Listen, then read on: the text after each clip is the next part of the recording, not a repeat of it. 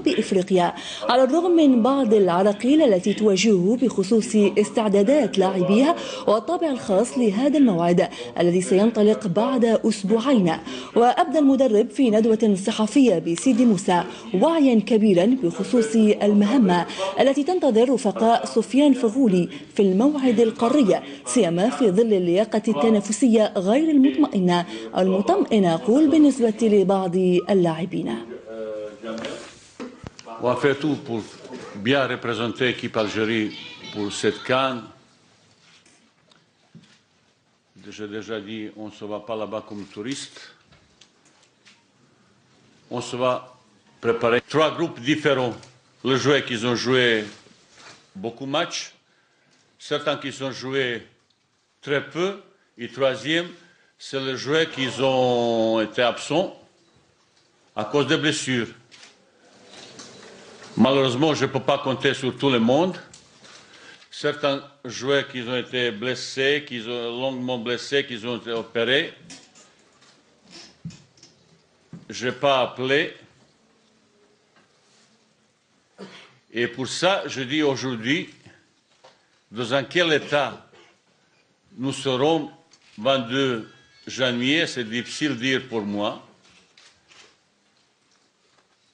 On va essayer de se préparer mieux possible parce que la préparation, ça sera le clé de notre réussite. Préparer un tournoi comme ça devient une préparation un petit peu spécifique. Mais compte tenu de tous les problèmes individuels.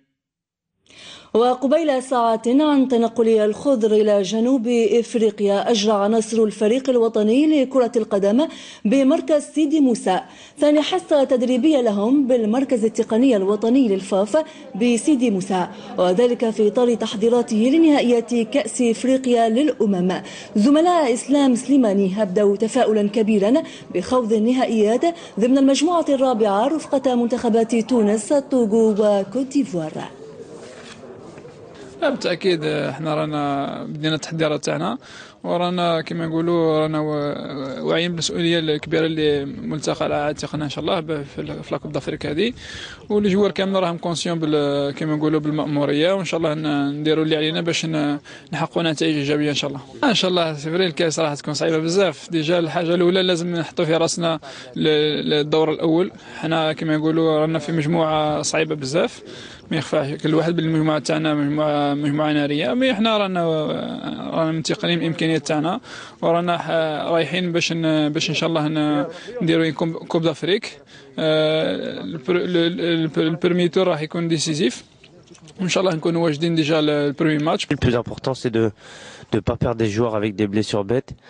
Faut continuer à travailler comme on l'a fait les mois précédents et je pense que ça ira.